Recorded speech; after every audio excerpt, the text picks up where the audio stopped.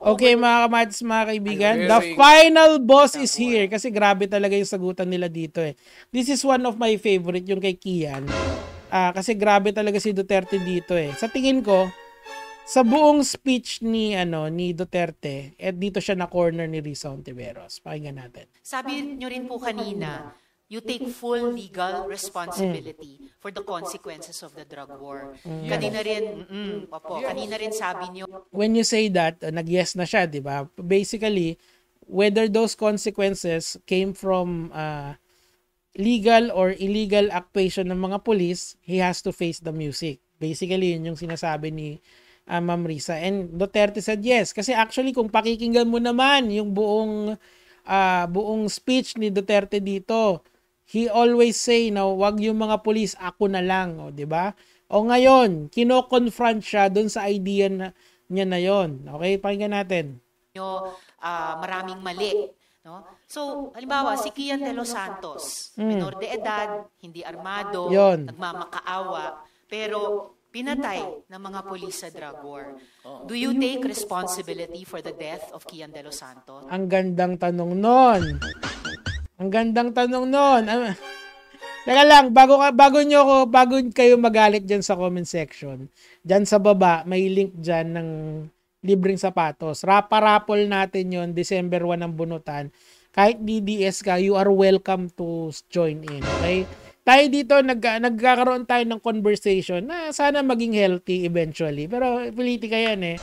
You cannot have a healthy conversation talaga sa politika. Kasi magkakaiba tayo ng paniniwala. Baka tama kayo, mali ako. Baka mali ako, tama kayo. Ganun talaga ang buhay. Tanggapan na lang tayo ng argumento. And we can always agree to disagree. But you can always join the raffle. Okay? Palakpakan muna tayo. So, tingin ko talaga dyan siya naipit. Kasi sabi niyang ganon, categorically, na lahat ng siya na yung mananagutan. Ibig sabihin, including those people who were killed under special circumstances or weird circumstances. Yung EJK na yan. So kasi, when pag inadmit niya yan, di lahat pwedeng isisi sa kanya yung mga EJK na yan. Kasi nga, some police were involved there and meron siyang tinatawag na command responsibility. Yun yung narinig ko sa Quadcom eh. Sana umatin nga tong matandang to sa Quadcom eh. Pero malabo yun. Malabo pa sa ink ng pusit. Tuloy! The Criminal Act. The death. You take responsibility for his death. Alam mo, with all the shit na sinasabi ko kay Duterte, pagdating talaga sa ganyan, napaka-sly niya eh. Alam mo yun, wise pa rin talaga tong former prosecutor na to. Siyempre, abogado siya eh, di ba? Mayroon pa siya dyan yung sasabihin, yung galit na galit siya, guilt is personal. Ibig sabihin, hindi mo pwedeng isisi sa kanya yung problema ng iba. Ganon. Linalaro niya si Risa doon, pero si Risa stuck with her convictions dito. Tuloy natin. Kaya talagang final boss talaga tong tao na to eh. Walang maniwala na abogado sa akin yan. Hindi po sir, hindi po abogado. Nandito pa lang tayo sa Senado, hindi sa Korte. To the policy na ginawa ko para sa mga pulis. Yes sir, at nagbunga yung polisiya. I take full responsibility. Yes, and what about yung bunga ng polisiya na libo-libong namatay kasama si Kian? Gumaganon yung nasa likod. Yan yung siguro mga legal team ni Senator Risa Santos. Do you also take full responsibility for that? Because in October 2020, na-quote po kayo na sinabi nyo, if there's killing there, I'm saying I'm the one, you can hold me responsible for anything. Yun ang research? Yun ang research? Yung citations niya, tuloy natin. Death has occurred in the execution of the drug war. Noong October ulit, October 21 noong 2021 naman, in a Reuters interview, kinwote kayo na sinabing, if there is any person who is going to prison, it would be me. I assume full responsibility. So, do you assume responsibility? So, di ba categorical kasi yung full responsibility na yun eh. Dapat lahat, including the mistakes. Pero, listen to For the death of Kian de los Listen! Santos. No. No. Op! How about si Carl Alam mo, ma'am, Anthony Nunez? before you rumble on those many things. No, I'm not rambling, Mr. It's not Chair. rambling. Very specific yung mga... He got you. Nakaisa siya sa'yo. Aminin mo yon. Kasi now, hindi na categorical yung kanyang pag-amin sa full responsibility. It's conditional now. May condition na. I will take full responsibility with the following conditions. Nailabas yun dito. Gagalit na naman kayo sa comment section. Aminin. Okay lang. Sali kayo sa raffle. Tuloy natin. Mga tanong ko. Specific ang law. Guilt is personal. Di ba? Ibig sabihin, hindi mo pwedeng isisi sa kanya yung ginawa ng iba. He still, alam mo yan yung napapansin ko kay Duterte. When he gets cornered, he turns to a lawyer. When he is just rambling on, he turns to Tatay Digong. Yung 2019 Tatay Digong. Parang sage mode kapag ganyan. Di ba si Jiraya may sage mode? Ayan, sage mode siya dyan. With all the shit na sinasabi ko kay Duterte, I am still impressed of how sharp he is.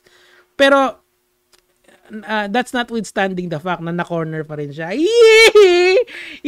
Teka lang. Gagalit na naman kayo. Itodo nyo na yung galit. Pwede naman eh. Tuloy. Tanong ko muna ng abogado. Okay lang po. Lawyer card. Akit, abogado ka pa. Kaya kong magtanong sa abogado. Ayun, nasa likod niya. Palagay ko mga abogado to, mga young lawyers to. Congratulations sa inyo. Sige, Tanong ko muna ngayon before we proceed. No. I have prepared these questions with my Guilt is personal. Yes, it's very personal. Hindi mo pwedeng ipasa sa iba yan. No, hindi po ito pagpasa. Iniimbestiga po ng... Hindi kasi nga, conditional na yung responsibility niya. Yung command responsibility niya is if and only if you did it by the book. Okay? You killed people under the right circumstances at nanlaban sila. There is a good quote dito. Within the 9 hours of this tawag dito, etong hearing na to. Sabing ganon. Kasi chinaga ko talaga yan. Sabi niyang ganon. Ilabas, kung 6,000 yung nanlaban, dapat 6,000 din yung barel na mahuhuli. Asan yung mga barel? 'Di ba dapat equal force lang, yung necessary force lang yung i-apply mo kapag nag-neutralize ka ng isang tao. Pati yung word na yon binusisi din dyan. 'Di ba? So tuloy natin. Ang Blue Ribbon, yung war on drugs at yung naging bunga na extrajudicial killings dyan. And I am basing my question dun sa mga sinabi ninyo repeatedly. Exactly. Parang Oktubre nga sinasabi nyo na you will take responsibility. Correct. So now let me ask you about Carl Anthony. So he is only responsible with conditions. With conditions. Okay lang 'yon, Duterte.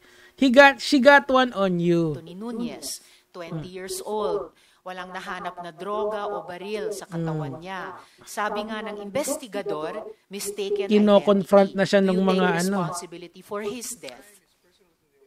You know, naipit, aminin.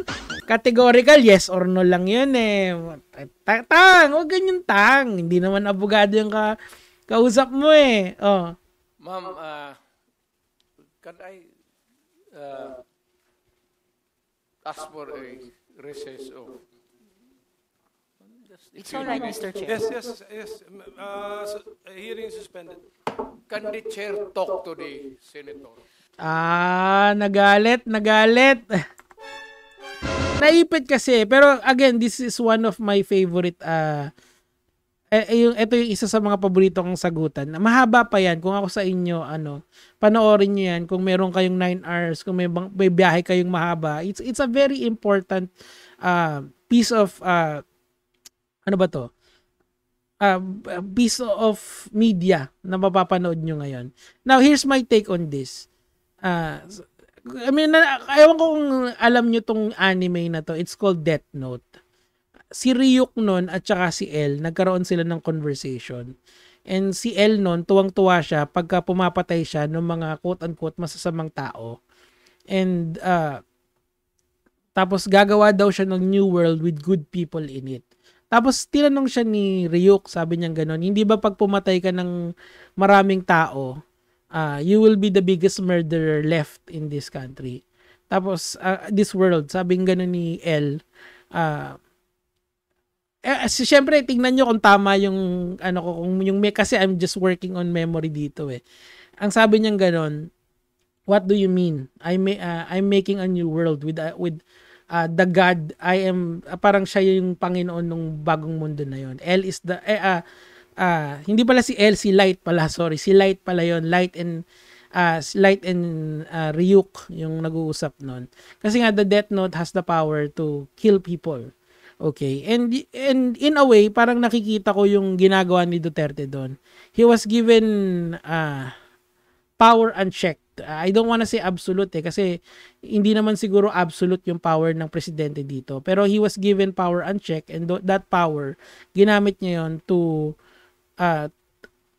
command the police to kill people na quote unquote addict.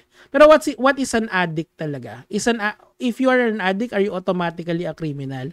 Kasi doon ko tinitingnan tong war on drugs na to eh. Sino ba talaga yung totoong kalaban sa war on drugs? Yung mga addict ba o yung mga kriminal? Kasi when you say an addict yung kalaban dito eh. Yung, kunyari, kasi war on drugs eh. Napakalawak niyan. May addict sa marijuana, may addict sa shrooms, may addict sa ganitong droga, if you're going to consider alcohol as a drug, mayroon ding meron ding nalululong sa pag-iinom, 'di ba? Kasi alcohol is also a drug, technically speaking, and even smoking. Nicotine is a form of it's a form of stimulant. So if you wanna consider that as a drug, pwede rin. So if you look at it in that manner, there's so many pwede mong i-widen yung definition. Pero under the context of the Duterte drug war, of the Duterte drug war, it seems to me na ang karaniwang namamatay is, number one, you are a shabu addict and you are poor. And of course, you are or pusher ka ng droga, and also kung drug lord ka na hindi ka Chinese. So it seems to me na may profile yung pinapatay ni Duterte, 'di ba? So it seems to me, in my opinion lang naman, na very systematic yung pagpapatay niya sa tao. Is he trying to really save this country from criminality, or he's just indiscriminately killing people na gumagamit ng pinagbabawal na gamot? Tandaan nyo, yung addict naman kasi na tao, hindi naman criminal yun eh. Kasi ang criminal, kailangan mo munang yung technical definition ng criminal, kailangan munang humarap yan sa husgado, kailangan munang umakyat yan sa korte, kailangan munang mahatulan siya. Parang si Kibuloy. Si Kibuloy, hindi pa naman criminal si Kibuloy eh. He is being accused of a crime, pero it has to be proven in court. Ganon yung